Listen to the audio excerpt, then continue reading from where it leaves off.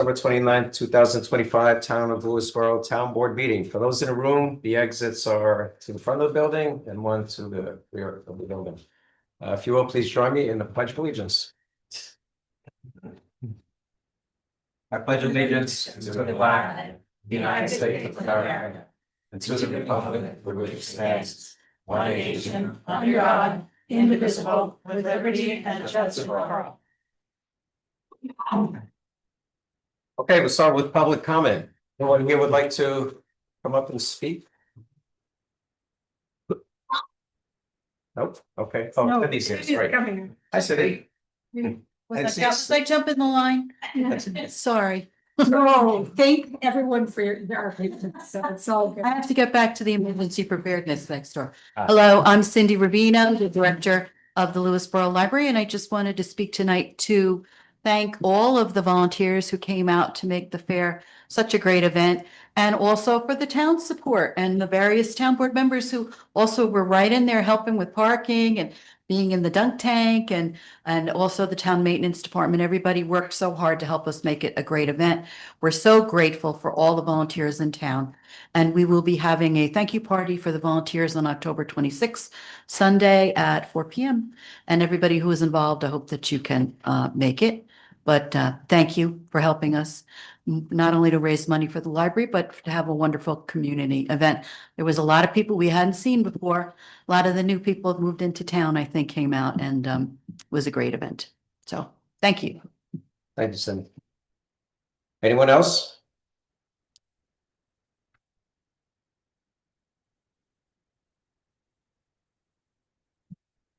Hello, my name is Elena Dunn, South Salem. Adding a little bit more to what Cindy said, yes, thank you to all those wonderful volunteers that helped out at the library fair. I want to give a special shout out to Chloe Winter, who did the Kid Zone again this year. It was a tremendous success. She really puts her heart and soul into it. And of course, her wonderful husband, John Winter, helped out a lot with setting it all up. So she was really, it's been a great addition to the fair. And our overall fair coordinator, Nina Andrews, was great. I mean, she worked so hard organizing everything. I felt the day had really great vibes to it.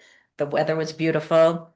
And everybody pitched in and helped out with Attic Treasures and the car show and the dunk tank, and the Boy Scouts helped out, and book sales, of course, great. So thanks again. And again, those volunteers should check their emails for the details for the thank you party. This past Saturday, I happened to be at the library for this the Family Fun Day on Saturday, and the South Salem Fire Department was there putting on this wonderful event. Firefighter Rob was reading a story to these little tiny kids sitting in the chairs, future firefighters. They were captivated by all the gear that he showed, the story that he read, and of course the fire engines. So thank you again to the South Salem Fire Department for doing that. They're actually having an open house this coming Saturday, which is also a great community event. The next Family Fun Day coming up, I just saw on the library website, which is a great place to go to find out about all these activities. Saturday, October 18th, Miss Allie, who's our new children's librarian, she is going to bring in again a company called Wild and Bright. And I can't remember the woman's name that does it. She's wonderful, great educator, and she does live animal demonstrations. And she's going to bring in snakes and lizards and things like that. So thank you to Miss Allie for organizing those. My schedule has changed, so I am able to gratefully join some of the wonderful community groups that we have in Lewisboro. The Lions Club is a great organization, and they are dedicated volunteers to public service. They support the Lewisboro veterans and also Troop 1 Lewisboro, which I have some connection to. My son is an Eagle Scout from there. Troop 1 Lewisboro has a newly designed website, and they are recruiting for scouts. So if anybody's interested, join Troop 1 Lewisboro. They meet Tuesday nights at South Salem Presbyterian Church. I have also had the great times at the Wednesday meetings with the Lewisboro seniors, organized by Jen Brown of Parks and Rec. She has a variety of activities, Tai Chi and Essentials, this workout thing, a book club run by Cindy. They go on great trips. I'm meeting some new friends there. And these personal Excellent. connections to the town is great. And happy that Thrive is here and they will know that personal connections in real Thank life you, Lynn. are great to Thank you. make. Okay, anyone else? Okay, how about over Zoom?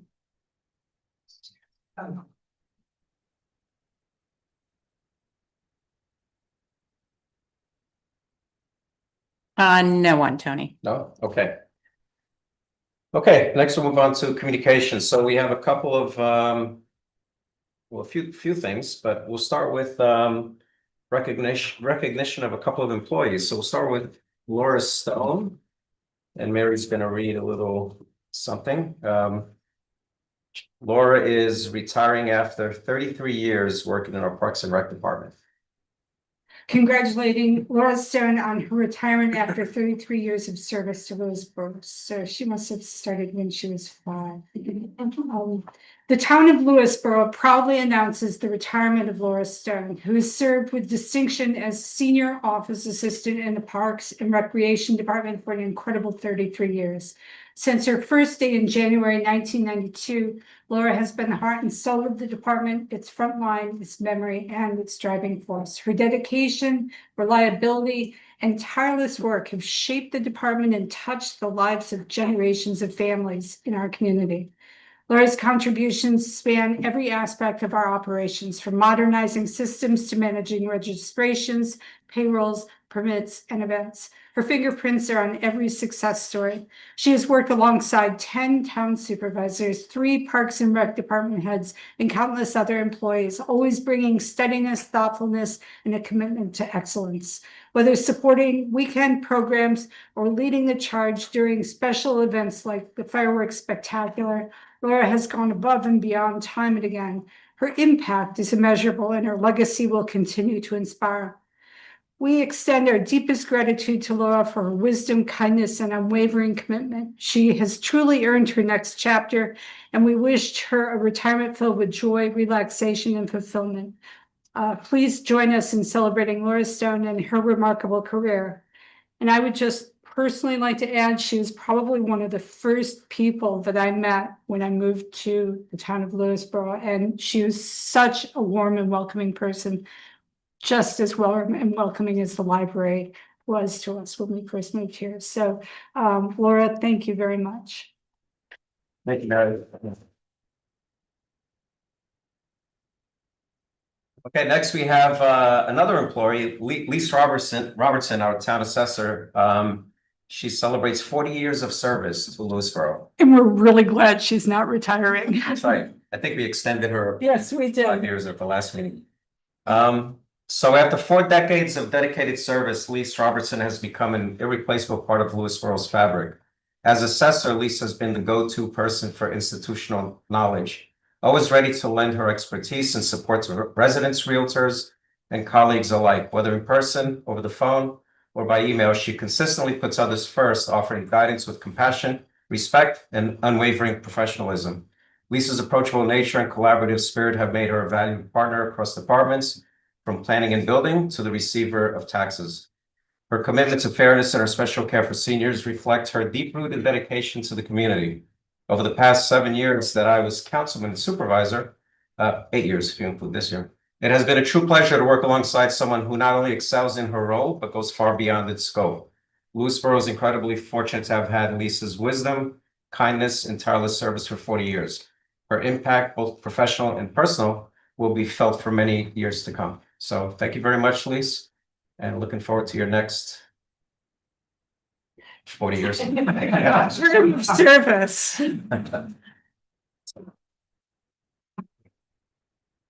Okay. We also have a note of thanks. This came to the Zoning Board of Appeals. And this is from Vito Di Matteo, and if I mispronounce his name, I thank him for his patience. I wanted to extend a sincere thank you to the members of the Zoning Board of Appeals. As you may or may not know, I am a seasoned developer and I have had many interactions with different boards over the years regarding applications for approval throughout Westchester County. So I've had my fair share of run-ins with boards and experiences. I want to say how proud I am to live in a community that has clear-minded board members on our town zoning board. I say this because as I sat there waiting to be called for my application, I saw a board that listened, understand, and decided with logic, reasoning, and most importantly, respect for the parties of the other side. I often feel that the human to human, neighbor to neighbor understanding and decisiveness is missing in most of the ruling boards. So please let them know my family and I are grateful and to keep up the great work. Vito Di Matteo. Okay, thanks to the ZBA. Okay. Now one more, another person that we want to, that's who's being honored actually. George Scott with our garden club. We nominated him, my office nominated him for induction into the Westchester County 43rd Annual Senior Citizens Hall of Fame. So I did receive this letter this week saying that from Westchester County. We are thrilled to announce that your candidate, George Scott, has been selected for induction to the Senior Citizens Hall of Fame, class of 2025. And then they attached a letter they sent to him. So this Hall of Fame will be held on Friday, December 5th, 2025 from 11:30 a.m. to 2:30 p.m. at the Westchester Marriott Hotel in New York. So if anyone is interested in attending, come to me and I'll send you the information on how to register. So thank you very much, George, for your years of service to the Garden Club and to the town of Lewisboro. Okay, a couple of other items I have. The PFAS settlement related to Oak Ridge. So we have, just to give you everyone a high level summary. So we're part of a class action lawsuit against the manufacturers of the chemical compound that's a source of PFAS and has gotten into the aquifers in our drinking water. So we're going to be receiving a second payment from the 3M. 3M is one of the companies that's in that lawsuit. It's a second payment for $75,745.83. And that's the first payment, which we had received already a couple of weeks ago, or about a month ago. It was $39,146. So yeah, so these will be coming in for a while. The total amount from this particular class action was $238,241. That'll be going back into the Oak Ridge Water District. So you have another 120 or so coming in the future. Correct. From this settlement. From this section of the settlement, or this portion. Is that amount something, I mean, do we budget a certain amount in the Oak Ridge? No, it's not included in the budget. So this is a net improvement. It's a net improvement, Okay. correct? That's great. Yeah. Okay, so next we have the consent agenda, which includes the approval of minutes of September 8th, 2025. I'd like to go ahead and motion to approve the minutes of September 8th, 2025. Do I have a second? Second. Discussion. All in favor? Aye. Okay, new business. We'll start with Thrive. So Isabel Pechtel is here from Thrive. And Isabel, you can maybe introduce yourself, to say a little bit about Thrive and then present your summary. Yes, definitely. So hi, my name is Isabella Pechtel, and I am the coalition coordinator of Thrive Bedford Lewisboro Pound Ridge. And I have just been almost a year on this position, and we have a lot of new and upcoming things going on. And plus, we've done a lot over the last 6 months, probably now 7 months. So I would be happy to report all the things that we do regarding our substance use and mental health prevention within the schools and the community.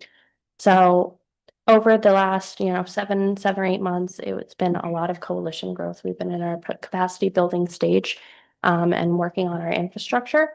So we've increased our average coalition meeting attendance by actively engaging new members across all the sectors, in which we work with 12 plus sectors within the communities.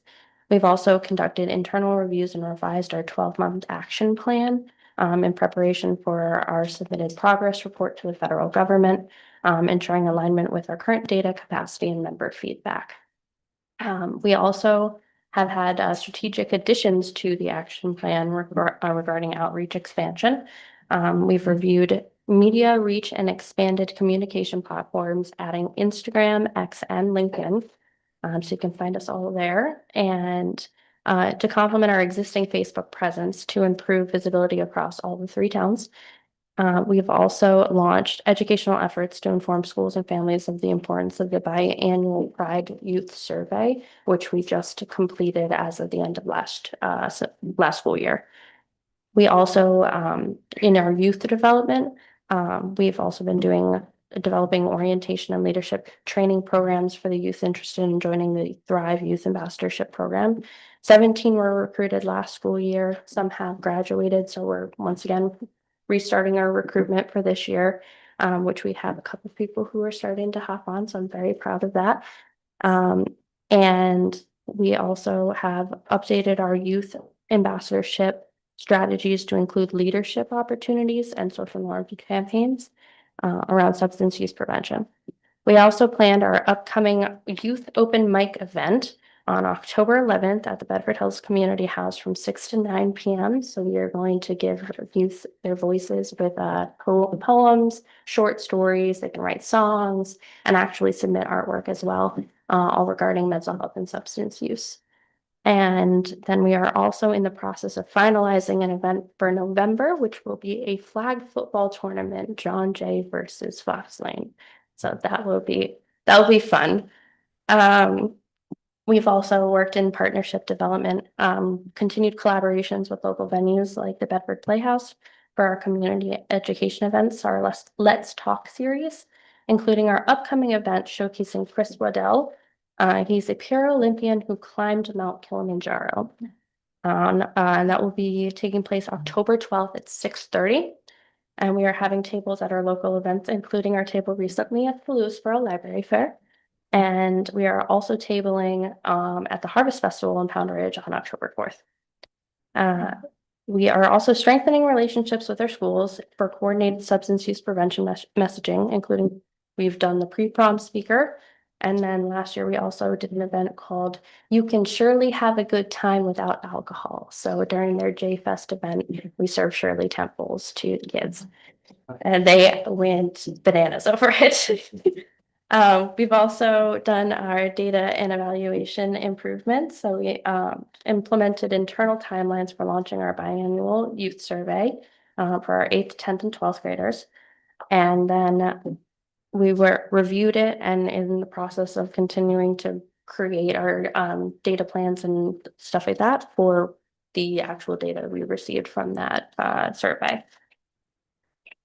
We've also streamlined and completed more activities, completed early outreach objectives through our media and continue to set up continual media outreach goals. We also transitioned from initial Thrive Youth Ambassadorship setup activities to more advanced leadership development for our youth members. And we've consolidated overlapping survey and data collection tasks to maximize efficiency and reduce duplication. Because I've seen a lot of things that could be overlapping and where we could possibly merge and make things more effective. Upcoming focus areas is hosting youth-led prevention activities, possibly a podcast or sticker shock campaigns. We've also been collaborating with state-funded providers for responsible server training and alcohol vendors, conducting environmental scans for alcohol and marijuana access points across the 3 towns, and then engaging parents through education like efforts like Hidden in Plain Sight and marijuana safety nights. So in closing, the 7 or 8 months, we have strengthened internal coordination, expanded community outreach, deepened youth engagement, created meaningful partnerships that set up for continued success in our year 2 of the DFC grant. And we are building sustainable evidence-based prevention models that reflect the youth voices and values of our 3 towns. So on behalf of Thrive, thank you for your continued support. And we are looking forward to the last we are also still looking forward for our last remaining series committee members for Lewisboro. And I welcome any questions. Thank you, Isabel. I have one question. So who are the Lewisboros, just so folks know? I think you have 2. Yes, we have 2, reps. Joe Bahana, and then we have Armand. Dr. Arma. Dr. Armand Collins. Yeah. So those are who we have right now. We are looking for anybody who's possibly into treasury or somebody who could step into our vice chair role. Those are definitely in need right now, but we welcome anyone. You don't need a social work degree or an MD or anything like that. You can be a parent or Yes. a concerned member of the community Yes, wanting to serve. exactly. We And- welcome everyone. The meetings are on Wednesday. Wednesday night, the first Wednesday of every month, and it's from 6:30 to 7:30 as of right now And it's on Zoom, on Zoom. Yes, so it's easy to attend. yes, very easy. Okay. You mentioned- Full disclosure, I'm the liaison, so I attend every month. You mentioned reporting to the federal government. Yes. Which aspects of your activities are supposed to be reported, and what is the overlap there? So it is a very long report. It's about, I think it's 300 questions of everything that we've done regarding anything that has to do with our action plan. So we have an action plan that's set up for the 12 months, and we have to connect, okay, did this part of your action plan connect to this strategic prevention model? And we have to go in and connect all the dots. So by the end of it, I wish I brought it with me, but there's a No, that's all right. it's about Sure. this So big. This is related to federal funding. We've received a 5-year grant from Great. the CDC for That's- mental health and drug use awareness to try and prevent drug use in middle school and high school students. And it's a rare federal grant that did not get cut in any way, shape, or form. But because it's federal money, you have to show how you're using it, why you're using it, and its impact. How is it making a difference to the people that we serve? And you have to fill out the forms fully and completely and make sure that everybody understands that we're using this money to make a difference for our community. And that's why the survey is such a big It is. big thing, because it actually shows our data, like this is the impact that we're having with all of our programs. So that is something that we take some time on and diligently work over. Yes. Good stuff. Thank you very much, Isabella. Thank you.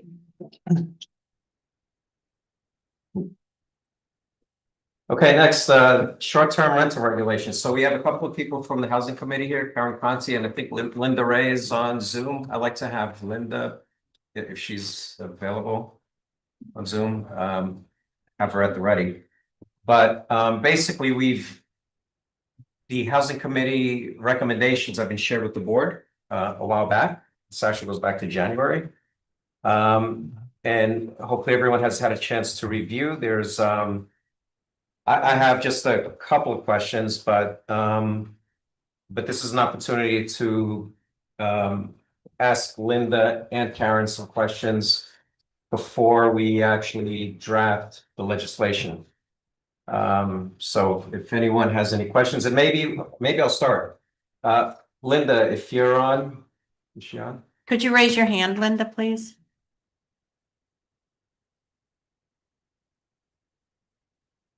There's one Linda, so I'm going to ask her to unmute. Okay. Okay, I've unmuted. Can you hear me? Yes, we can. We can. Okay, great. Hi, Linda. Thanks for joining. The question I have is New York State has passed a law regarding short-term rentals. Can you provide a summary of how that law relates to the committee's recommendations? Yes, certainly. Now this was passed by the New York State Legislature and signed by Governor Hochul, I think in February, and technically it took effect on I think March 1st, but in practical terms, at least according to the New York Association of Counties, it's really only taken practical effect a few days ago. And basically the primary focus is on requiring short-term rentals to be registered. And what this law does is that it requires counties to set up registries. This is something Westchester County will be doing. They'll have to set up a registry, and short-term rentals apply and pay fees and must be registered. And aside from that, they're it's very different than the Housing Committee's recommendations. There are really very few requirements in this law. Um, well, they require that all short-term rentals have an exit plan and an emergency number is posted in a conspicuous place. They have to have a fire extinguisher, be insured. They have to comply with all the local health and safety requirements, and they have to do some record keeping. But that's pretty much it. So they really don't get into any of the categories that you can see in the spreadsheets that we sent you, such as maximum number of bedrooms or people staying in the bedrooms or that type of thing. So that's pretty much that pretty much covers what the state requires, and we'll see what Westchester County comes up with if they add anything to that. Okay. But don't the houses have to also comply with the county Department of Health regulations as well? I'm sorry, Mary, what was that? Do they also not have to, let me rephrase that. Don't short-term rentals also have to comply with the county Department of Health regulations?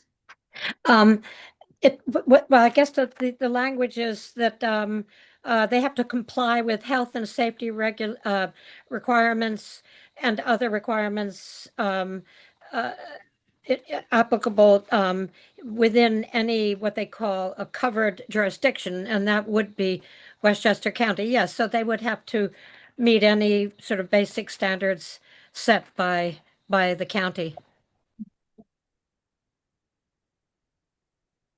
Yeah, and that includes, I mean, Department of Health, of course, the the bedroom counts and septic system sizes can change, right? So, you know, whoever's renting short term needs to keep that in mind. But I have another question, then I'll let the other folks here if they have any questions. So in your table, it says in the definition of STR, short-term rental, that the rental is less than 30 days per state law.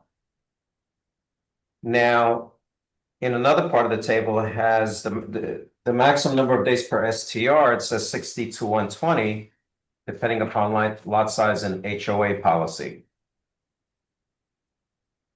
And then there was a note that I know our consultant, Nelson Pope Voorhees, when they worked on the comprehensive plan, they recommended 90 days. Yes, and we felt that that was somewhat too restrictive.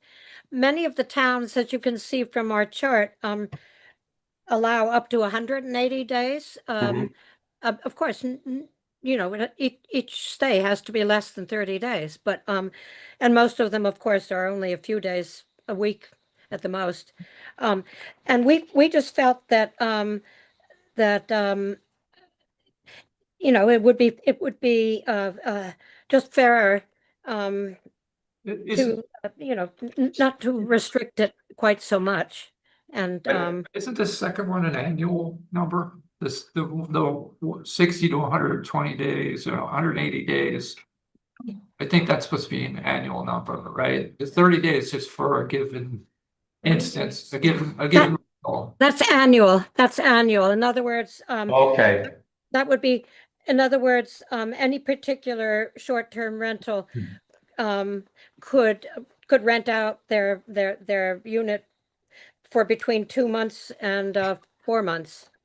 We thought 6 months, which is 180 days, was just rather a lot to have transient population coming in and out, because of course one of the reasons that you know we got into this is that we were receiving so many complaints with short-term rentals being completely unregulated. And the complaints ranged, and by the way, these are mostly in the lake communities where often the lot sizes are smaller and the houses sometimes closer together. And the complaints ranged from huge loud parties, fireworks, music, to just rather a lot of people piling into one small 2-bedroom cottage, and disturbing and disturbing the neighbors, of course, overflowing garbage, that kind of thing, and changing the whole character of the neighborhood.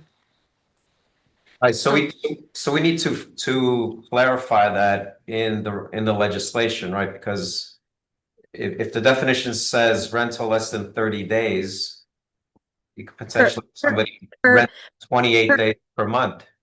But Tony, that's per renter.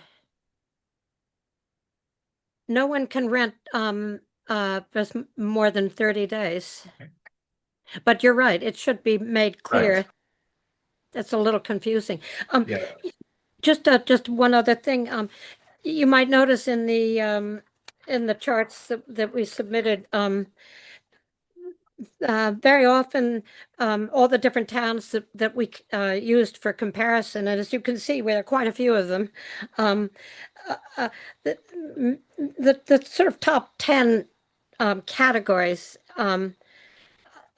were those that seemed to be most important, and it was certainly difficult, to hammer this out and try to be fair to both the property owner and the neighbors. And that, as I say, it's like maximum occupants to ownership. That's another big one. And maximum assembly, how many people could gather at any one time. These are really thorny issues. And I think, we hope the town will find a way to resolve them. Any questions? Yeah, I just want to be clear as far as we undertake this, what the legislative intent is. I think I raised this a little bit when it was initially introduced, because I understand there being complaints about noise or garbage or capacity. Where is new legislation filling in? Is there stuff in the code that we don't already have to address these issues? Because then it also goes into an enforcement situation. So say the complaints, which I take as legitimate, noise and garbage and large parties or anything like that. Seems like we probably have existing code provisions that could address that if somebody makes a complaint.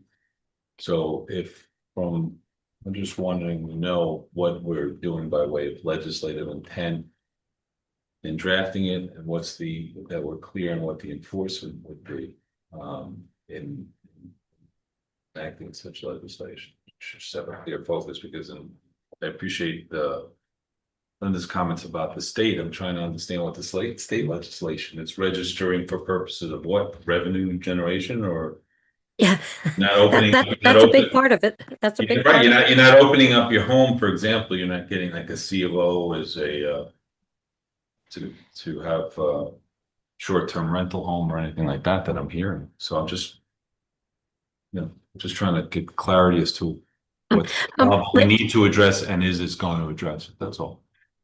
Rich, I wanted to just say that one of the things that you can do when you regulate is the owner of the short-term rental will lose his license or right to rent out again with repeated violations.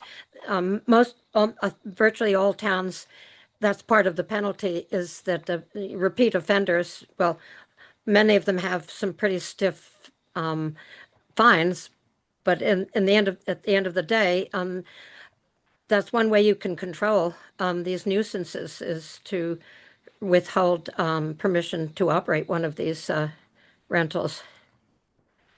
I mean, I sort of agree with you in one sense that, there's a lot of stuff in the code that already covers. So Linda mentioned, that the overflowing trash. I mean, that's not allowed today as a kind of a nuisance thing anywhere. That could be, today's code could cover that.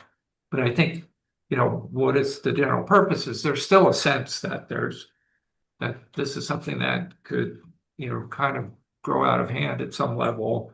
there's definitely a level of concern in neighborhoods that at some level begins to change character and everything. So I think there is a general, sense that you want to put some kind of box around it.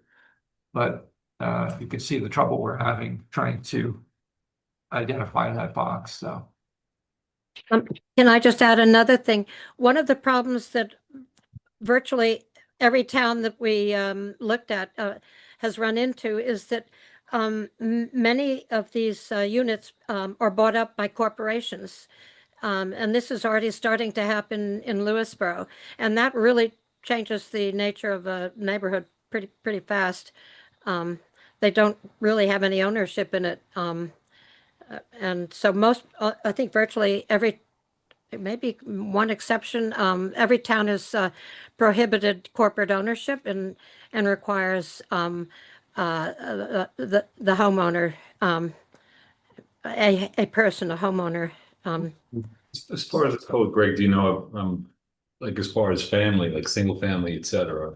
We have I haven't looked at it in a long time, but Is it defined? yeah, as far as what family is, because. Yeah, we do have a definition. Yeah, Because family is. because one of the things I think about just kind of globally in the town is that in having been going around recently and over the years, there's a lot of empty nesters like myself, where you're in people in large homes that have excess capacity that but people yet want to stay in the community because maybe it's less expensive to stay here as opposed to move somewhere else, so they just want to be in town or a combination thereof. So that's certainly an issue that we have in town as far as that. And the question is how do we take advantage of that or best address it? Family is defined in zone, Yeah. and so you'd have to reconcile any definition in the STR. And I'm not taking a pass on it, but this started with the comp plan and that legislation and being kind of split this off. So in terms of that, particulars of what's proposed and what the housing committee is reviewing, I'd have to go back through it again or speak to Judd about those particular.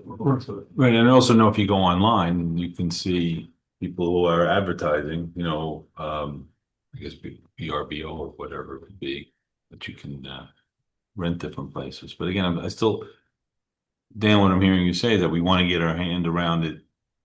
But what's, again, back to the same thing, legislatively, it's got to be targeted as far as what we're looking to do. And then let's say conversely, somebody wants to, as an empty nester situation, they have a large home. It just yesterday, I'm, in neighborhoods in town, somebody who has a 4 or 5 bedroom home. It's one person in their home, and even from an economic, maybe you want to contemplate from an economic. You probably don't want that person to be renting out each bedroom for a different. No, that's what that would be. Get to like a legal boarding house or whatever, which I'm sure is also you're okay in the code. So again, I'm just trying to be clear. Yeah, but I think you hit on at least one area where which is a concrete, desire to box in at a certain level, which is that, home. Owner occupied perhaps is the way it was termed in this Right. chart here. I mean, I heard a specific complaint actually outside of Lake Communities in Indian Hill. So a resident. Yeah. Yeah, a resident. Into details, but No, yes, but a resident that there's a home in that community, which is where a bedroom and has been rented out periodically. So that's something that have to be addressed. Yeah. Yeah.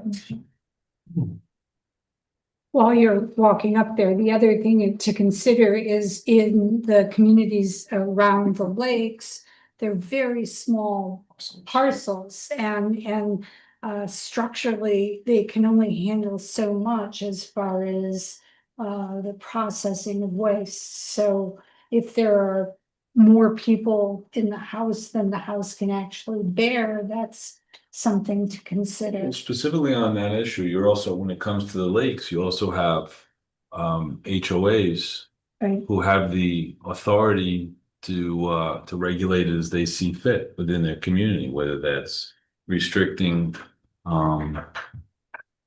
people using it for rentals or what have you. I think that's totally within the scope of what HOA governing documents would be on the lake communities to start with. I mean, in our area, I don't think it's not an HOA to that extent. It's an association which is strictly focused on the, dock maintenance and things like that. And it's no, you know, jurisdiction Jurisdiction over over your- people's homes and their properties or anything like that. So it's like Okay. Karen's, you have something to add? Okay, to address a couple of. And the Karen, points. interested, so. Karen Conti, South Salem, and I'm a member of the Housing Committee. Linda and I are working in tandem. A definition of a short-term rental means an entire dwelling unit, room or group of rooms or other living or sleeping spaces or any other space within a dwelling. And then this goes to your point, made available for rent by guests for less than 30 consecutive days, where the unit is offered for tourist or transient use, etc. So, you could rent out all the rooms in your house, but they have to be transient people or, they're just visiting. So I guess the old traveling salesperson, I don't know about that. And to a couple of other points, the main purpose, as stated in the law, is to collect demographics for the states and counties, the state and the counties, to see how many housing units are available and how many are taken for commercial purposes. And this follows what New York City did, I think in 22 or 23, right after the pandemic. And they are very, very strict with what they do. And they've reduced, I think, by 93% the amount of Airbnbs that are floating around the city, and then thereby reducing rental costs. So, that's a bit of an issue. It's a good point. That we're sort of balancing, like there's the one case where you say where it's helping people to stay in their homes, perhaps, which is a plus for sort of local housing. But then the other case is when it's kind of taken off the market, completely. So that's great. Right, especially, it's not so relevant here, but, in other parts of Westchester where there's apartments, there's actually part of the law is if it's an apartment building, only a certain percentage is allowed to become Airbnb type places. So, that's because of what New York City did. And when we talked about how many days people could rent out their home for, we were thinking very specifically about lake properties because, for example, my home is maybe 35 feet away from the house next door. So if we have, people rent out for 2 days and we can have 180 days, that's 360 days of a stranger, who has no ties to the community or no interest in preserving our community or even just our safety. And we've had some issues with enforcement, and really enforcement, the way that you're talking about, takes place after the fact. So incentives to a homeowner would be what would prevent them from renting to the kind of people who, would just throw their garbage and pile it up outside or, destroy whatever or defecate on a beach, those kinds of Is things. there any current restrictions that you guys saw as far as renting? So anybody with a single family home, if they want to enter into a lease for, 6 months, for example. No, that's not covered at all by this. So So you're, this is literally Two only, different things. right, I know, but part of the issues that you're talking about short-term rentals, you have somebody that's renting and there's no, having a fee simple, single family home, you want to enter into a short-term lease or month-to-month lease with somebody, kind of blurring the distinction a little bit. Like, Well- there's no prohibition against it. no, but if you're renting out for 6 months or a year, then you're becoming part of a community. And, you have some recourse, I think, but having neighbors, and you might really be able to know this, having people who are, come from who knows where, and they come literally just to party. is really disruptive to a neighborhood, especially when the homes are close together. And almost all of our short-term rentals take place at our lake communities, where there is no enforcement of HOA rules.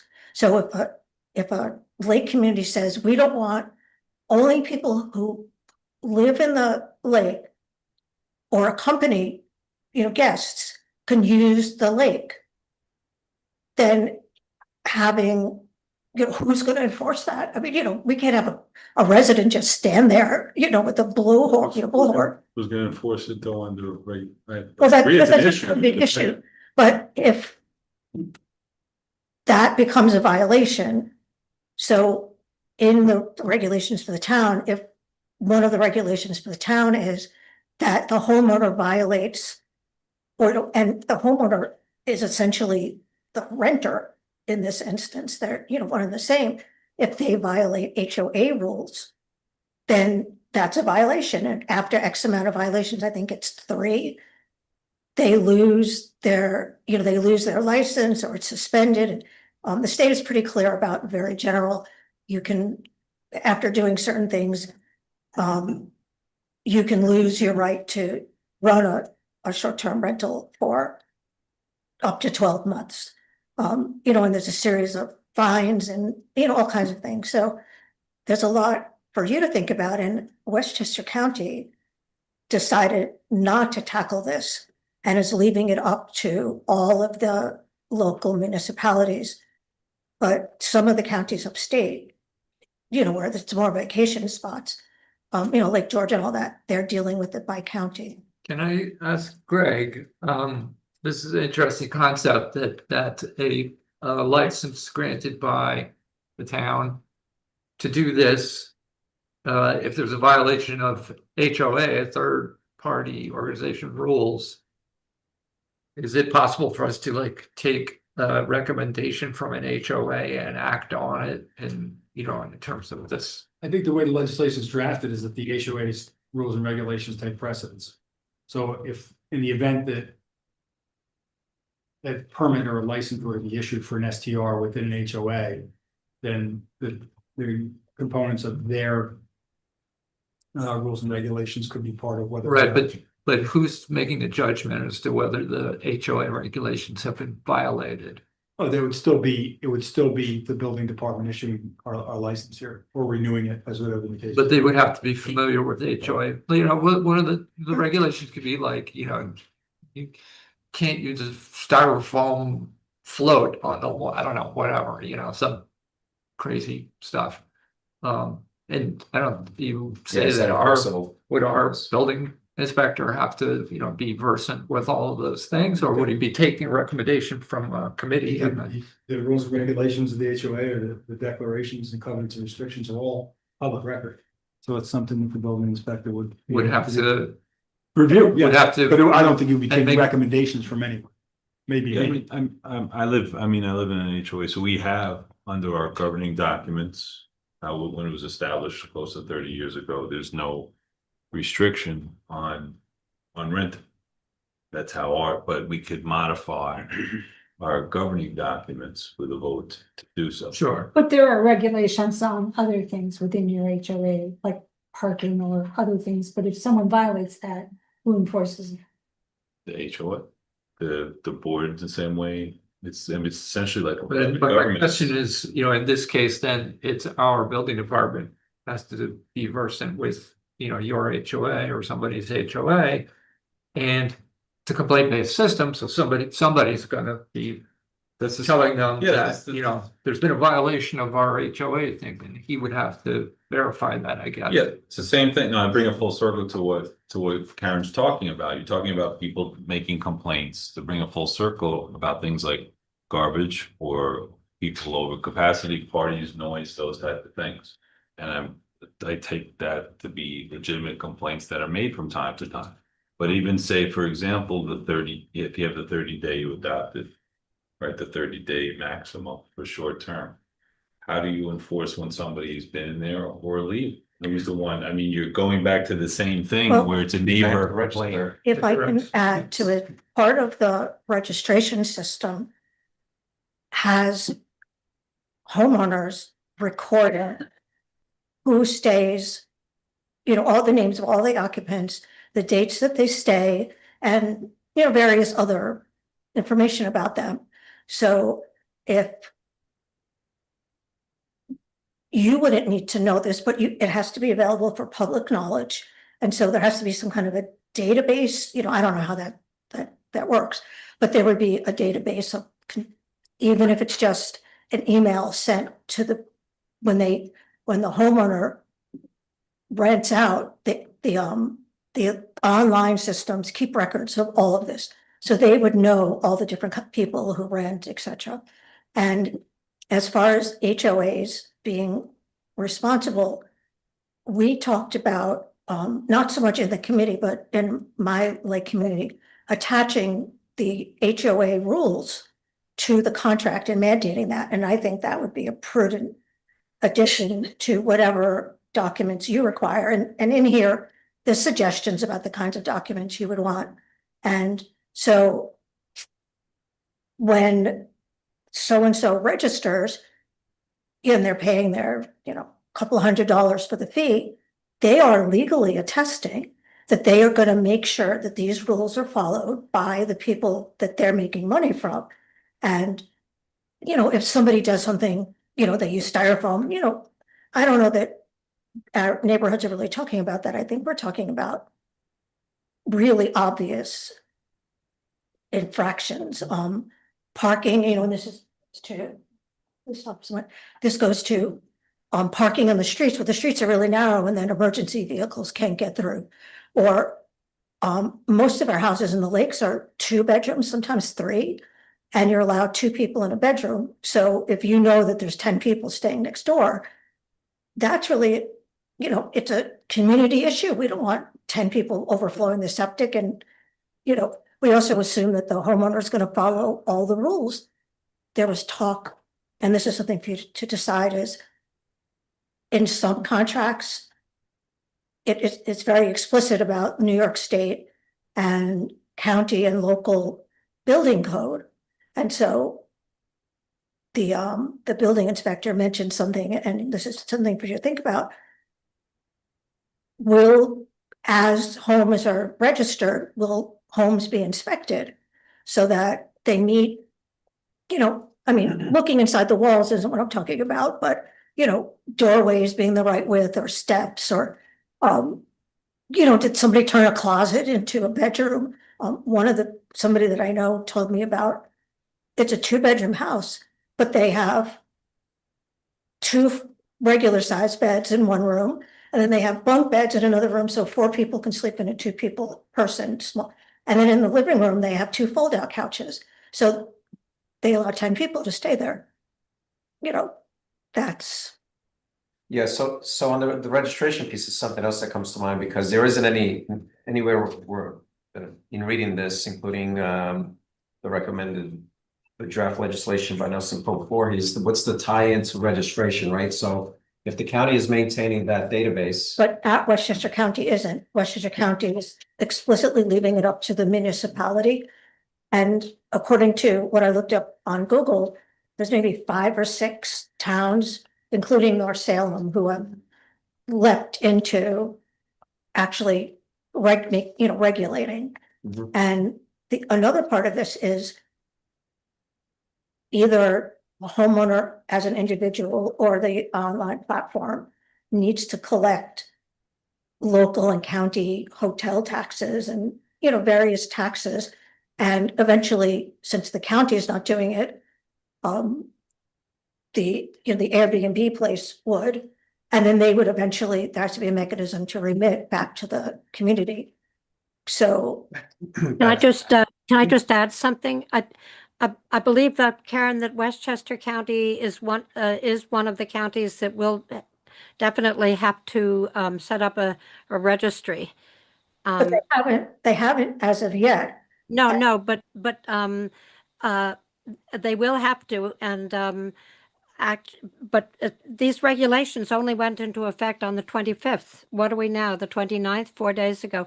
So they'll have time to do it, but and until such time as that they establish the registry, short-term rentals don't have to do any of these things like have a fire extinguisher. What else did I say? Rules.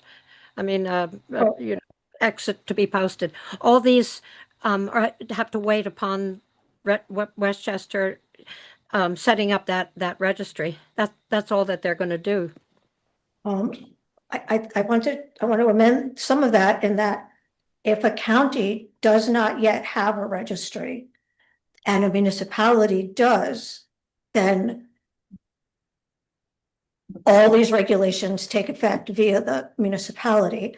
And once the county sets up whatever they set up, the municipalities fold right into it. And so if you all voted, November 1st to start this, until the county came up with whatever they came up with, you would be responsible for, the paperwork. So And that's the question. Do we want to go ahead and legislate STRs at this point? Do we want to wait for this registration system? I think it makes sense for us to have something because we are getting complaints. we are, and what I would suggest is Westchester is going to have something that's very basic because, there's so many different kinds of municipalities. And what you decide would lay over on top of that. Yes. So making regulations that are suitable for Lewisboro would be in all residents' best interest.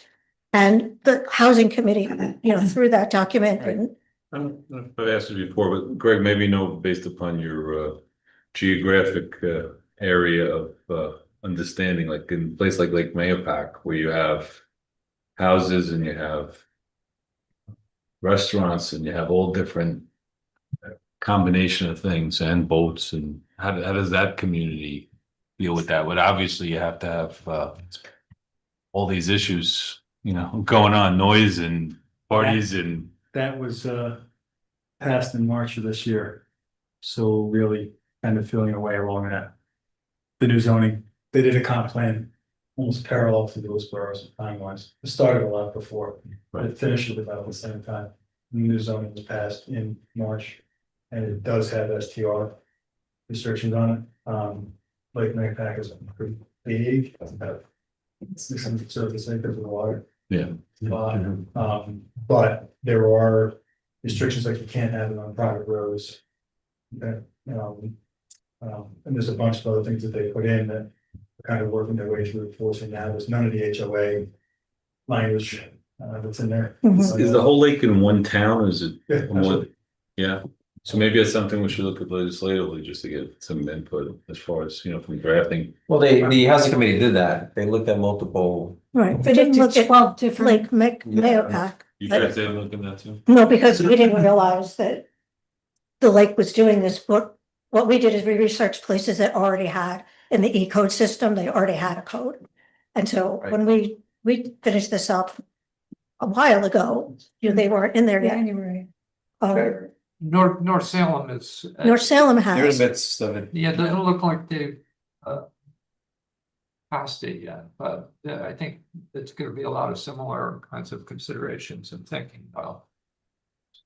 I think Yeah. Linda, you looked at North Salem, right? I think we had. Yeah. One of the spreadsheets that I sent you has North Salem, Essex, and Rhinebeck together. It's the smaller one. the second, PTO. Yeah, I had to use North Salem's draft because I didn't have anything, more recent. I don't even know if they've actually voted on it yet, but, and North Salem's, they weren't quite as explicit as we were on, for instance, ownership. I didn't see anything on ownership or the maximum number of SDRs allowed in a municipality. They skipped a lot of things. So I think they were just sort of starting the process when I put this together a couple of weeks ago. But I'd just like to reinforce what Karen said, that the fact that Westchester County hasn't set up a registry shouldn't deter you from dealing with these really difficult issues that are causing so much trouble in our community. The registry, in fact, we didn't even address that in our own recommendations. That's really separate from the kind of regulations and requirements that we are talking about here. The zoning, for instance, that's another thing that's Westchester isn't going to get into that. We recommended that SDRs be allowed actually in any area, right, Karen? Yes, we talked about, and we addressed that by density.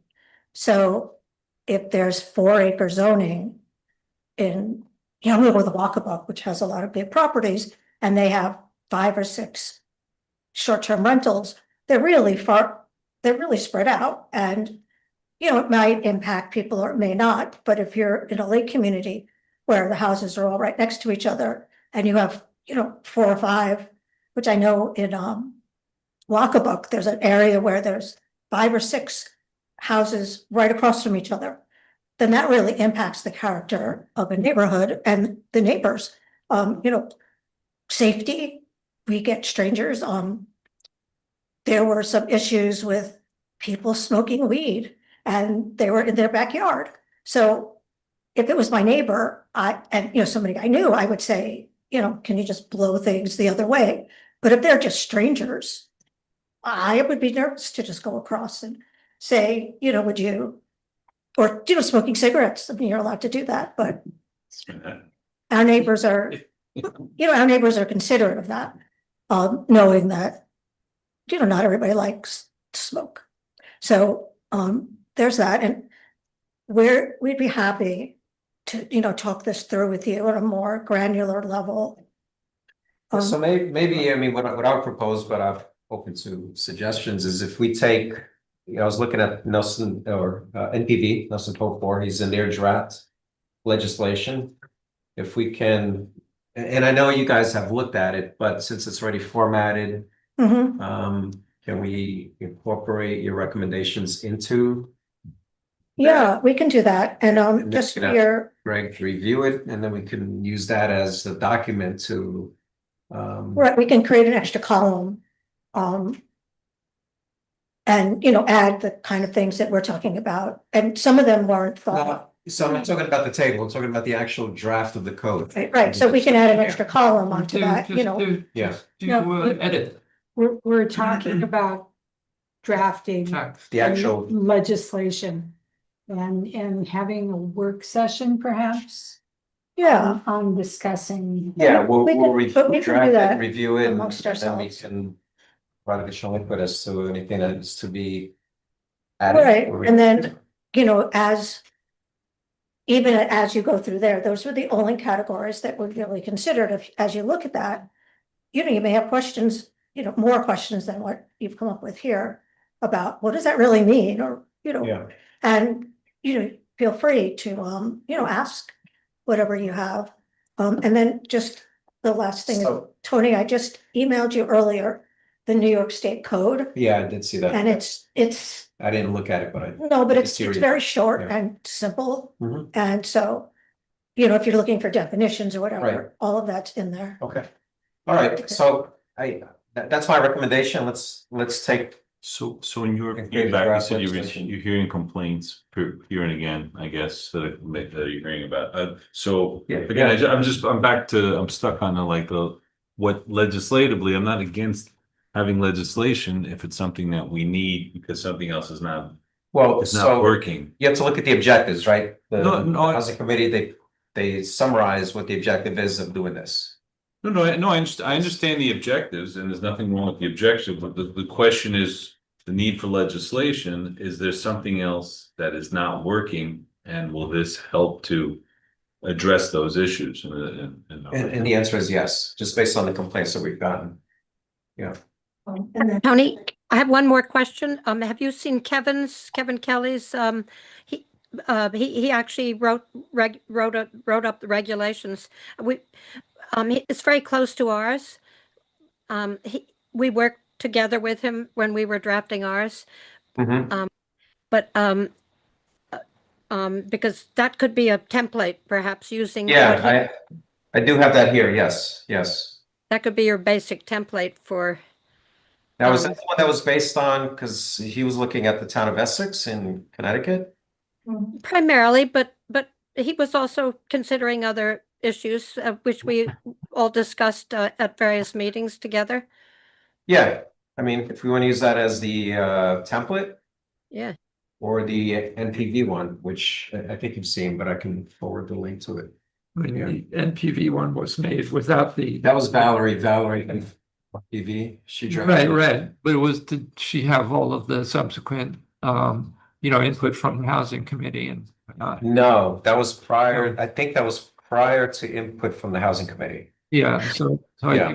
I think Kevin was in dialogue with them and was maybe a little bit more sensitive to some of the Yeah. concepts. Yeah. So there's not, We can use that. know. All right, so that's what we'll do. We'll take Kevin's document as the template, and then we will make sure that the items are on this table are reflected in that, and that'll be the draft. Yeah, and I would say Legislation. let's put it out to a hearing that, it doesn't mean we have to pass it right away. There's Right. gonna be something we're gonna get a lot of input on, I think, and we I could. think Yeah. it's really important to Just- get a full input from all of our neighbors, to serve Yes. the entire community. Yeah, so let's give them something to start with, and that can be the medium for this, and then we can go back, and make as many edits as are necessary. Okay. And that was what I was gonna request is, Do it right the first time. yeah, and maybe even, encourage people to write letters or send emails Sure. so that before we have a Right. hearing, you have some things to Mhm. think about. Okay. Thank you very much, Karen, and thank you, Linda. Welcome. Next, we have a resolution to approve Delaware Engineering to proceed with the design work for Fox Valley ADA compliant bathroom utilizing funds from a SAM grant. So if you recall, we just summarized, we have a SAM grant provided by, I think it was Peter Harcum, which we've already have done some of the work. The Fox Valley bathroom and the access to it, we've modified it and we paved it so that it's ADA compliant. But we want to improve the water system there, which is non-potable at this point. And the health department, we're on their watch list. And so they would like to see us do something about that water system. So this proposal that was provided by Delaware Engineering is for that work. It's $5,000, total of $5,250. And again, this would be reimbursed. This is part of the budget that we submitted to New York State, to DASNY, who are the ones that process these grants. So moved. Second, Discussion, all in favor? just to Yeah. let everybody know that it won't cost more than $3,000. No, it's two 5,500. parts, Yeah. $5,250. Oh, the task one is 2,250 and the second part is 3,000. Right. We Okay. have to do a roll call. Let's roll call that. Okay, so Rich, Aye. Tony, I. Mary Shaw, aye. Dan Welsh, aye. Okay. Next we have, let's see here, approve the use of the Lewisboro Town Park for the October 7th Memorial Service and Way fees. So moved. Second, Discussion, all in favor? Aye. Next, we have awarded a solar panel bid for the Anatru Park barn roof. So that's in the agenda packet, but I put something that, just to summarize the costs and the incentives. So you guys have it here. So Bob Fishman, who works for Sustainable Promises here, he worked on creating the bid spec. He's gonna be doing the project management. He also did some of the design work, which was not part of his original thing that he was supposed to do, but he did it anyway, because we needed to get that bid spec out. And we had one bidder. So that bidder was a company by the name of Accord. They came in and it's on the spreadsheet, $120,582. Now, at the same time, we want to replace the roof because it doesn't make sense to put in these solar panels and then have to replace the roof after the fact. So the roof that we have has some life still left, but it's an opportunity to have the grant pay for a portion of this will pay for the roof. And that's $29,500. That was an RFP that Joel went out, and that's the lowest bidder. Martinez Carpenter. Yeah, Martinez Carpentry and Roofing. And then Robert's piece is Sustainable Promise, which is $10,000, and that's inclusive of the initial work that that the board agreed to give to Bob's company for the bid spec and the project management. That's originally it was 6,000, but with the extra work, bumping that up to 10,000. Because there's nobody else to do that. So we're getting solar panels, new roof, the management. Correct. About 160, and our net to the town is less than $6,000, so. Right. 3% of the. And the net to the town, we should see that in savings after, or in a year, right, Bob? If you want to go up to the podium, just give us a quick. Based upon the generation of the solar. Correct, power. yeah. Bob, just introduce yourself to the. Name is Bob Fishman. I'm with Sustainable Promise, and resident here of South Salem. In fact, I walked over here, so. And you're a member of the Sustainability Committee. And a member of the Sustainability Committee as well. So, yeah, so the system will produce, I'm just gonna pull that. I just at a high level, Bob, you don't have to get into all the nuts and bolts of it. Okay, just round numbers, the system will produce about 6,500 or so, if I remember, kilowatt hours per year. Average billing rate in NYSEG territory these days is around 20 cents. I'm sorry, that's the dollar savings that we should see based on the kilowatt hours being produced. I need to pull up the actual number here for you. So the annual estimated production of the system will be about 32,430 kilowatt hours at 20 cents. Gets about $6,500 a year in savings. So It pays for itself in a year. so it pays for itself in a year. So then it's neutral revenue, cost neutral. Okay. Right. So So, yes. Three different things here, right? Sufficient already are. Third work. Correct, Yeah. Increasing it to some extent. correct, First, you have to bid to accord power. correct. That goes first. Yes, Okay, that gets awarded, yes, so then subject to the review of the performance bond. And the insurance. At 120,000. 582. So let's roll call that one first. that was, Okay. okay, So moved. Seconded, roll call, Rich? Aye. Aye. Mary Shaw, aye. Dan Welsh, aye. Next, How much was that total? 120,582, not to exceed Correct. $120,600. So next, you have a roof. A roof, The- correct, for Marti- which I meant to include in the agenda and I forgot, sorry. Right, so this is all- So Okay, so who's doing the roof and at what cost? it's gonna be Martin- $29,500, Martinez Carpentry and Roofing. Okay. Same. You're the thing. low bidder. So So motion for that, to subject to award award the work to, payment bond. yes, right. As motion by Counselor. second, Now roll call. aye. Aye. Mary Shaw, aye. Dan Welsh, aye. Okay. Then if you're just increasing the design and CN, Mr. Fishman, she's authorized whatever the increase was. Yeah, the increase 6 to 10,000 or whatever it was. 10,000, correct. So that should be all. Right. So we have Yeah. So that's we'll get an roll call amendment back. to the contract with Mr. Okay. Fishman, in an amount. So motion to amend the contract with Sustainable Promise, For the- From 6,000 to no more than 10. Correct. Okay. Seconded. Now, Do we have to roll call that as Right. well? aye. Mary Shaw, aye. Dan Welsh, aye. Now, just I'd like to add, I discussed this with Annie. She came in because she knew we were gonna spend money. Annie Burnham, Um, our chief financial officer, controller. controller, I'm sorry. I wanted So. to make sure her last name was in. So the plan is to put this, Annie would feel more comfortable, and correct me if I'm wrong, if this is part of our capital plan for 2026. Because we're getting federal credits, we're getting incentives, there's a CREST grant. I'm not sure what's gonna happen with the federal tax credit, but we think we're safe until June, based on research that Bob did.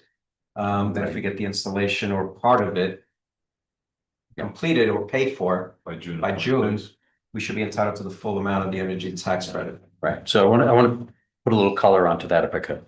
So the One Big Beautiful Bill Act, which was passed it was actually July the 4th, went into effect. That bill provides that as long as construction has started and or 5% of the cost is paid for by 1 year from that date, so effectively June 30th of 2026, then that qualifies as what's called safe harbor. Right. Meaning that the investment tax credit that the town is eligible to receive as a direct pay, or that's called technically called an elective pay tax credit, then we would be there. There is some discussion regarding a section of the ruling that's called the Foreign Entities of Concern portion of that bill that was introduced at the very last moment when that went through. And the way that's worded is that in order to meet the domestic content requirements, any project starting work after January 1st must meet the domestic content requirements to qualify for that eligibility. Now, the information we put in the specification and the information we received back from the bidders stipulates that panels, inverters, and other relevant components will all be manufactured in the United States. There's some bookkeeping that has to happen when all that gets filed with the IRS. If work were to start before January 1st, 2026, then it would be a lot less onerous in presenting that information. Right, But okay. it still should qualify. Yeah. As long as the work is commenced. And what we did is in the bid process, because we were getting some feedback from some of the bidders about pressure to get it all done by the end of this year. The date for completion was extended to May 31st, 2026. So we would have everything done by May 31st, 2026. Right, okay. Right. Is that what it says in the documents here, though? I thought I saw the December. The original date was December 31st, but a bid addendum was issued that puts that out to May 31. Okay. Okay, good. Thank you very much, Bob. Welcome. Did we vote on everything we need to? I think we did it. Okay, so next we have, good timing, John. John, our highway superintendent's here. He wants a new truck. A Ford F-550. With a plow. So the way we're gonna pay for this is through CHIPS funding. So John sent an email to the board explaining that. So he's got leftover CHIPS, which is the Consolidated Highway, it's New York State fund that we receive for paving. But there was some left over and there was some that rolled over from a prior year. And with that, John is able to, and he did get permission from the state to utilize that money for non-paving use for the truck. So move for the purchase. It's an off-state bid list, right, John? You're speaking on Dr. Yes. Okay, that's all. Yep. So move. Just We're on a New York State contract, aka OGS. Okay. You know, you always do the up to, it's like 114 and change, just in case there's any minor things, because you make it like 118 or something. So moved up to and including 118. Thank you. Second. Discussion? Just one piece, and I think Annie, you had mentioned the rollover piece, so we have to figure out how that. Mention that? In one of your emails to me, yeah, the rollover, but I think we're good. I think we're okay. Yeah, so I just wanna, yeah. Do this homework on. Yeah. Okay, Yeah. okay, so, These cross eyes. Yeah, yeah. I'm here to waste anyone's time. I'd like to Thank you. thank Superintendent Winter for the work he's been doing and That's a separate topic. Let's give him a try. truck. So all in favor? Aye. Aye. Thank you, John. Thank you. We You don't, need we don't anything need else to or roll. all that? Oh, roll call, sorry. Rich? Aye. Sorry. Tony, aye. Mary Shaw, aye. Dan Welsh, aye. Thank you. Anything else? So do I have to wear a sport jacket next meeting? Kudos. That's all I have to say. All right. Okay, next we have approval for a commercial license for Tri-County Carting to collect and dispose of refuse and recyclables. So move. Do I have a second? Second, Discussion, all in favor? we've got their Aye. insurance in. Yes, Everything's. It's just Thank you, Janet. commercial. Yes. Next is So very important. similar, but it's for CRP sanitation to collect and dispose of refuse and recyclables, so. So So go ahead and moved. so moved, Second. second. All in discussion, all in favor? There is also insurance for this company as well. yes, Thank It you. always is because I'll say when Janet would know. then I would not But it- submit it. I Sorry. appreciate that, but I would like our Okay. friends to know Yeah. that you've Um, done your homework. Okay, next is authorization for advertisement for proposals for removal of refuse and recycling from town offices and facilities. I'll go ahead and motion. It's going out to bid. It's going out to bid, Right. yeah. So I'll go ahead and motion that we advertise for proposals for removal of refuse and recycling from town offices and facilities. Second. Discussion, all in favor? Aye. Aye. Next we have resolution to approve INF Associates proposal for electric vehicle chargers at the Lewisboro Library and Spring Street Communal Lot. This is another one that it's in the agenda packet. We talked about it for a while. We approved the latest version of the IMA last town board meeting. And so with that IMA and with this proposal, that contains all the costs. It's a net cost to the town of zero. But this is another one of those where, with Annie, we probably want to put it as part of the capital plan for 2026. So, My only question, do we have discretion as far as specific location based upon other ongoing discussions? no, this was specific to two locations, the Spring Street location. But within No, within what he the meant within the was- lot, I meant. Oh, yeah, we could, Parking lot. yeah, right now it's designed to be very close to the street by the entrance, which isn't gonna be affected by potential construction there. Yeah. And then the other one is here at the library. So we have discretion over placement within the lot, is what I'm getting. Right, but we've already defined where it's gonna be placed, so we have Yeah, I discretion, think but it's already been defined. it's not discretion like. It's not discretion now, but Like, there's the transformers, I think, more to the, like, they're facing to the right. Where's the entrance? It's not over where the building is. yeah, And you want to be close to the electric supply. No, I get that. I'm only concerned in light of other discussions and other potential Yeah. infrastructure projects. We're not taking one step forward and. Yeah. Okay, all right. We're taking one step forward and we won't need to take two steps back. Yeah, and this also has, there's a nice seg, make ready, incentive. It's a nice CERTA. And the and tax there's a credit. tax credit as Yeah, well. too. Does that impact this whole idea about when to, take it this year or next year or anything? like Yeah, that? we're still good through, I consulted with Bob, Okay. also through Okay. June next year. And these are Yeah. high speed charge or whatever the No, terminology is. you're not fast chargers, no. No, because those are completely different animal. Yeah, these are level 2. Those would be like the Golden Bridge ones with the heavy duty electronic cabinets and transformers and. Okay, so I think we passed that. So, no, We that, haven't, move that we Oh. accept the proposals Okay. from INS or the electric vehicle chargers, the two proposals, one for Lewisboro Library and one for Spring Street Mirror Lot. second, Discussion? But there's even though it nets out to zero. There's an advance of 67. Okay. Yeah, Yeah, okay, right, fine. right. So roll call. We're good, you good? If you're gonna say something, okay, yeah, so now are you going to vote for it? yes. Maria Shaw, aye. Dan Welsh, aye. Rich. Rich voted yes. Yeah.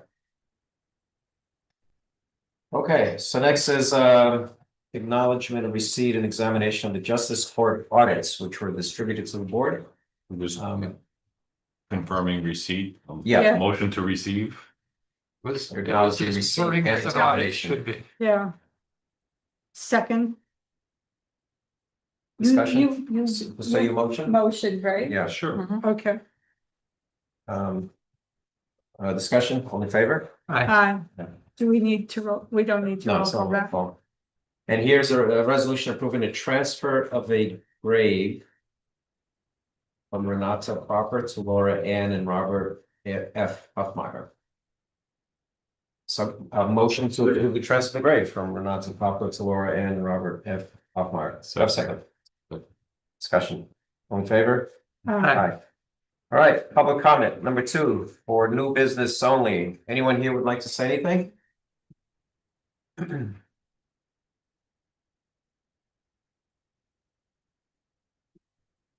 Hi, Julia Hadlock. I'm a resident of South Salem. I just wanted to thank you for considering some kind of legislation around the short-term rentals. And I would like to suggest that we really think carefully about the ability to enforce anything that we put forth. I think at a minimum, a good starting point would just be to require registration of the short-term rental, which we could then compare to retrospectively properties that were rented, and people could be inherently fined if they were not registered. I think the benefit of the registration is it allows us to understand the impact of short-term rentals on overall capacity for rental properties in our community. We have limited rental properties, and the opportunity to make additional revenue in the short-term fashion limits people opening their rentals up for year-round rentals, which I think are something that we do need. So I think that would be a really good starting point. I think that a lot of the issues that come up, and in full disclosure, I live in a lake community, but I think our zoning codes would cover on-street parking. Our building code would cover assembly. We have noise codes, et cetera. So I think many of the things that are nuisances could be covered by existing codes. I think a registry is like a reasonable first step. And I also think that Westchester County will probably be pressured into creating some kind of legislation. I don't know how long they can hold out pushing this down into the local municipalities. So it would give us a starting point that would be reasonable and enforceable, would give us information that would help us understand the impact on the community. And then hopefully we could fall under some county legislation. Okay. Thank you. Thank you. Anyone else here? Simone, I was gonna say Simone. Go ahead, Simone. Simone O'Connor, Vista. I just wanted to take the opportunity to invite everyone to our memorial service. We held one last year and it was really beautiful, and it was a coming together of different religions. I think it really was impactful on our community to support each other during what will be 2 years. So we're going to flesh out exactly the date. I was kind of hoping for October 7th, but we'll see.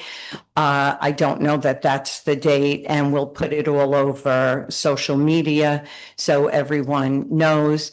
And it'll be a little different, but the same type of thing. It's sad that we're here and it's going to be 2 years later. On a secondary note, It's gonna be a town park. at the town park, yes, it is at the town park, same place as last year, if anyone came, and it's going to be a candlelight vigil, but maybe a little bit different. Last year we had a rabbi, we had a priest, we welcome, everyone. On a secondary note, we're also fleshing out the Columbus Day affair. Last year it was very successful. I ran it and we had a great time, and we had it at the Horse and Hound. I haven't spoken to anyone yet because I didn't think I was going to be running it, but by default, I may be the one running it again. So I will put that out on social media. We were able to give a $2,000 scholarship to one deserving student at John Jay. And I went to the ceremony and met the student, her parents, and they couldn't have been more grateful. So that's another opportunity for us to get together. And that's it. Thanks. Anyone else? Bob? So Bob Fishman, I'm here on behalf of the Sustainability Committee. And the point to raise this evening has to do with the purchase of the new building on Route 35 and energy efficiency opportunities within that building. We'd like the board to consider, as it has in the past, that any new as you're taking on the new building, that you look at energy efficiency measures in there. There's lots of old equipment in that building. There is certainly an opportunity to take this on.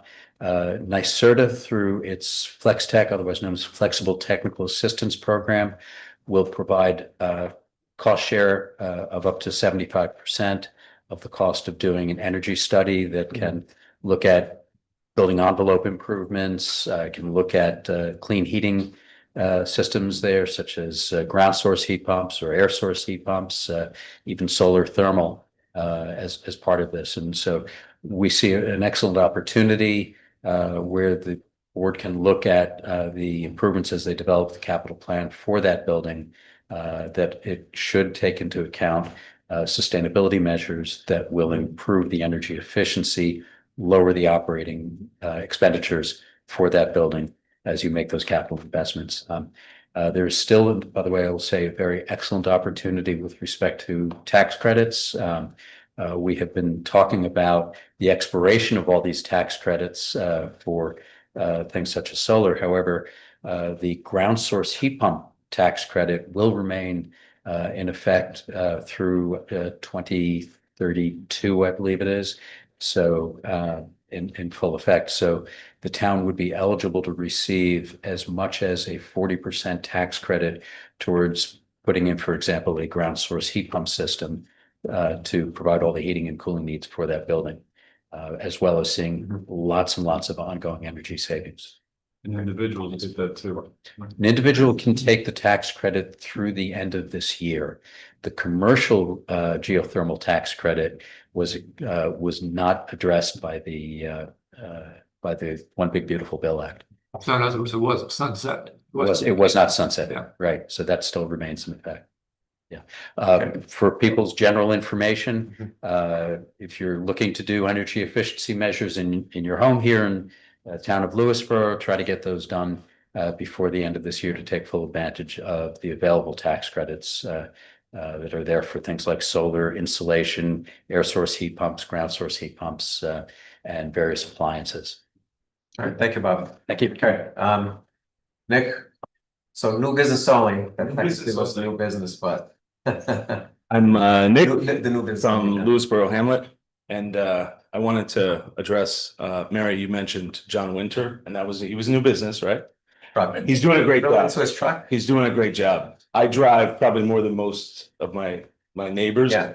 through the little, try to avoid traffic, and what Yeah. he's been doing in unseen little cul-de-sacs and things is amazing. Right. I'm from Michigan and I'm part German. I pay attention to asphalt. The point that brought me out was I tuned in the car. I tried to raise my hand, but I heard the discussion on the short-term rental regulations. And I am ignorant of what's going on because I trust you. I trust you guys. I don't know what's going on, but I just happened to, log in at that time and hear the discussion. My concern is that the way we go about things, we have values, and the value, and this is a big transforming communities all over the world right now. It's changed Iceland as a country, the use of Airbnb and Vrbo and other things. Our value, I'm concerned because in the discussion, and I've been a long day, 15 hours on the job. It's about the complaints, we're reaction to the complaints. And so having that as kind of like our catalyst concerns me, because there are other values that people like me represent. And one of them is I plan to retire, Lord willing. I drop my income. I'm going to have to find a side hustle to figure out how I'm going to stay and pay my taxes on time as I do. Airbnb and Vrbo and all the other ones is an opportunity for that. So we all talk about, and I know Karen, you mentioned somebody was smoking weed, you know. I have a lot of experience because I've been going to my union meetings in Manhattan with Airbnb. Some of them are amazing, some of them are not. But the one thing is, it's all at track. It's registered. The best ones are the ones where the person's actually there. They come out and you meet them. And I've been to communities that has more concentrated wealth than this one. And that's the ones that usually tend to be the most. The one where somebody's far away, just on the internet and remotely doing it, well, yeah, problems can happen. You know, the person that's supposed to be on it is not the person that shows up with the big party from, a mass crowd. So we shouldn't it's an opportunity for us to stay in our homes. It's an opportunity for us to develop our properties safely and everything else. But please, and you guys are just here listening, to everybody, and Julia Hadlock, we should be cautious before we just react to the worst stories. Let's see it also for the opportunity. If you'd like to speak after, I'd be happy or to talk to. Supposed to talk to the audience, you're not. I'm sorry. Yeah, I apologize. All right, I'm out of order. That's enough, but please just, Thanks, Nick. be civil. All right, anyone else who would like to carry? Sorry. I said it, I said. All right. I apologize. I haven't seen my children. I just want to be here with you guys. I apologize for being on. Hi, Karen Conte from South Salem. I wanted to address a comment that was made earlier. When we looked at the comprehensive plan that included, I guess, the new rules and the old rules, and many of the rules that we added in were because there were no rules or very little guidance, as far as how close together, density, how many people can rent, and the frequency, how many days a year they could rent, etc. There's nothing in our town code that really addresses that. Our town code talks about if you wanted to have an old-fashioned B&B, and you can only let people stay there for 3 days, and you have to be there, and you have to cook them breakfast. I mean, that was like one of the housing rules. And then the other one had something to do with parking, and it wasn't for people who were living there, but if you had an employee, you had to provide 2 extra spots for that person. That's the only thing our town code addressed. And so honestly, when we, as a housing committee, took a look at this, we were like, really? We had no idea, but you can imagine, we imagined that way back when, there was like Mrs. So-and-so with her Airbnb, and her omelets and pancakes. So speaking as a person who doesn't have, maybe a 2-acre property or 4-acre property, not addressing some of the quality of life issues for current homeowners would make us kind of annoyed, because I really don't want strangers, right? Basically only a little further away than Dan, have no accountability, and there's really there are no real rules besides you're not allowed to throw garbage in the street, but me picking up garbage from my neighbor when it dropped out of their pocket accidentally, which we do all the time when we walk around, is a lot different than, whatever. We're having large parties. We purposely gave distances to how far, if your house is close, then you can have this many people. And if your house is really far away, you can have that many people, because of the proximity of how many people you can disturb by. And in our neighborhood, we're very considerate, everything shuts down at 8:00. But if you're renting and you're leaving tomorrow, who cares? So I just want you to really think about Thanks, Karen. complaints and things like that. Anyone else here like to speak? How about on Zoom? Janet? Yes. Barbara Mangione, I'm asking you to unmute. Can you hear me? Yes, we can. Thank you very much. I do have two questions. I don't know who to direct them to, and I hope whoever they are directed to eventually can answer them, perhaps during polling of the board. The first is I'd like to know who the contact person is if any of our residents are interested in filling that position for Lewisboro for the Thrive Coalition. I don't think that was mentioned, and I think it should be mentioned as to who people should get in touch with. The second question I had has to do with the construction at Onatru. If memory serves me correct, I believe the original grant was for $100,000 for the solar panels. I remember listening to these conversations at the Sustainability Committee meetings. So my question here is, I would like to know, and Tony, I know you had thrown out some numbers, but we've known each other a long time. You were talking way too fast before. I'd like to know what the cost is of the solar panel installation and what the costs separate, what is the separate cost now for replacing the roof? So, and then I guess what is the total? Because I want to find out how much, what is going to be the net cost to the town and where is that coming from? Because I'm sure with a new roof, it's going to be over $100,000. So I would like somehow for a more exact accounting of what each of those projects are and where, if it is going over, which I'm assuming it is, if it's going over $100,000, where we are getting that money from. Okay, thank you very much. Thank you, Barbara. That's it. That's it? Yep. Okay. Great.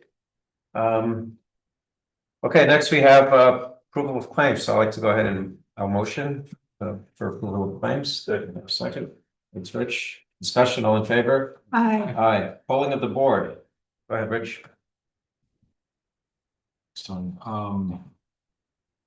Barbara married, and then it's number one, I believe, for Thrive, right? Speak to you. Yeah. Okay. And we had talked about the costs, and the net cost to the town was $57.59 as it broke down with the roof and the solar panels. And that's Bob talked about during his presentation. Within the year, I think we should make that up. If my notes were correct. Okay. Let's see. Very quick, went to the tailgating for homecoming weekend. There for that. That was a good event. Want to wish those who observe an easy fast this week for Yom Kippur. Okay. Mary. The answer to Barbara's two questions, you can contact Carrie as the chief of staff for submitting your resume for serving on Thrive. And if you have any questions, you can also send your information to me as well. You can reach out mshaw@lewisboro.newyork.gov, and I can answer questions to that. And specifically, Barbara, as far as the expenses, the solar panels bid is $120,582. The roofing bid comes in at $29,500.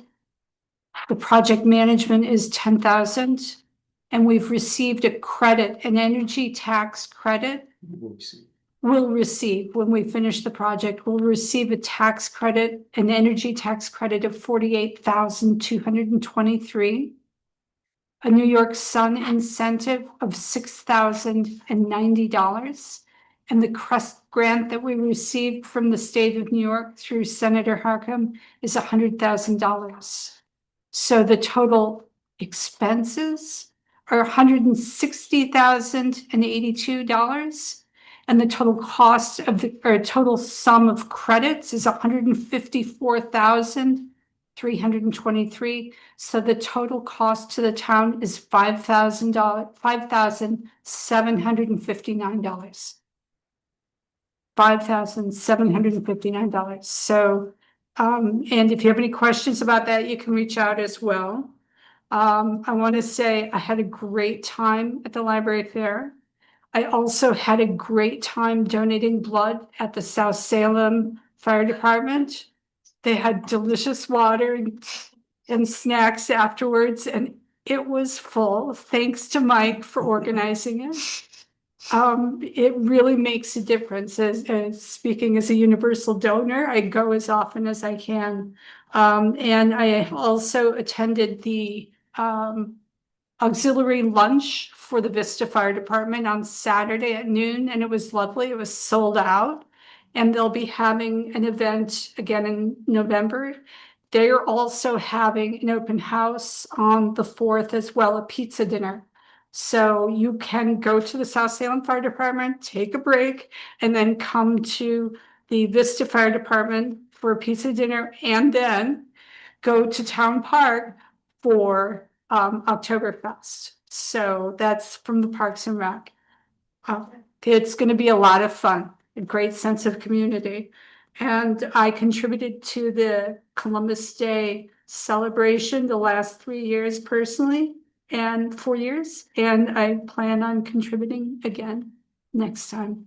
And the county vigil for October 7th is actually on October 5th. And if you need more information for that, please let me know. And if you observe Yom Kippur, please have a thoughtful, mindful, and productive fast. And that's about it. Thanks, Mary. Dan?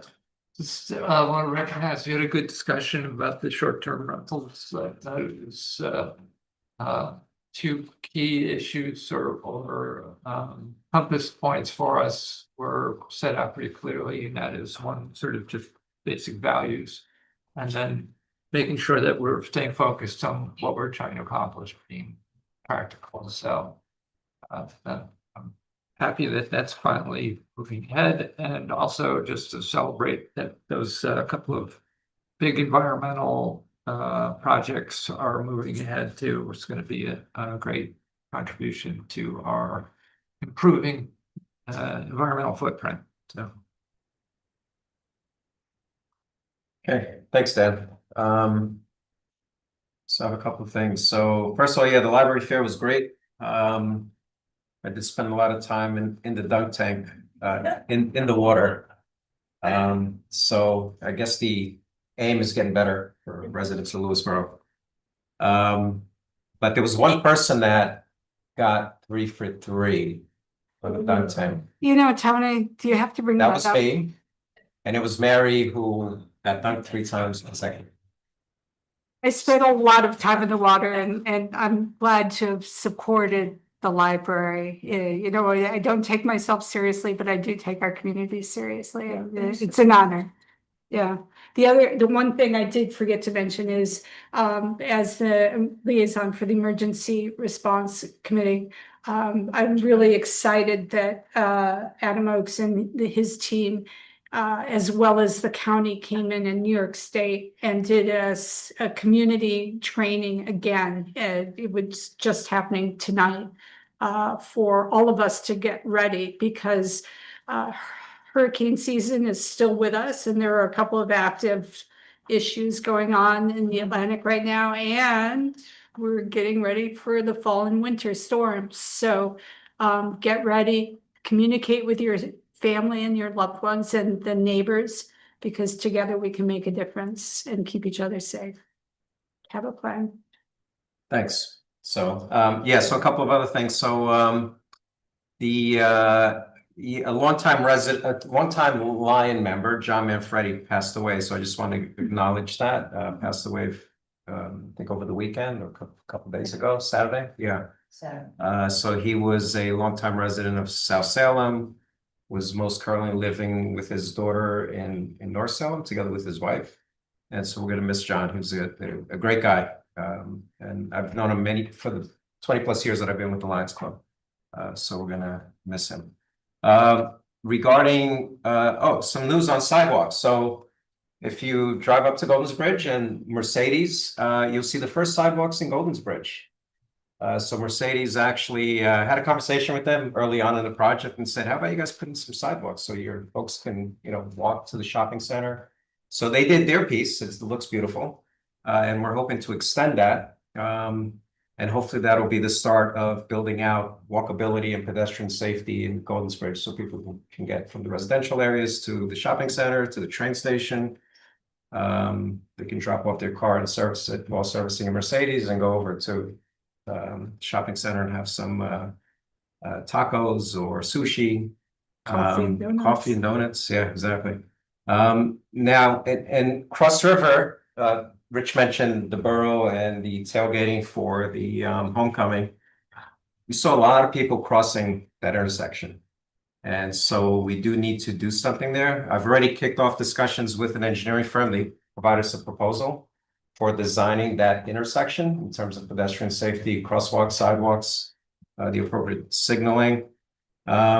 So we're hoping, and I've already had discussions with the business owners and some of the property owners at that intersection. So we're hoping to take some steps. It's going to take funding. So that's where Annie comes in. So Eddie, I'll be talking to you about figuring out how do we start. I mean, we tried to start this with the bond, which got voted down by 35 votes back in November of 2023. But that would have been the catalyst money to get things going. And now people are saying, when are you going to do this? And it's getting busy in that intersection. I mean, I've seen, you know, just this weekend when we were there, and even kids that are walking to school from the residential area, they're taking a chance crossing 35. So we hope to do something there and build out these pieces. So Mercedes, I'm very thankful to them for doing their part. They paid for it. I helped them with the DOT connection. So DOT was able to fast track the project for them. And yeah, it looks pretty good. So next time you're up in Golden Bridge, take a look at what they've done. So yeah, and that's all I have. So yeah, for those who celebrate, enjoy Yom Kippur, and I think that's all I had. Yeah. Oh, Thrive. I just want to shout out to Isabella. Thrive is a great group. Love the work they do, and it's very important, especially today, that we support them and the work that they do in support of our young adults. So thank you very much to Isabella and Thrive.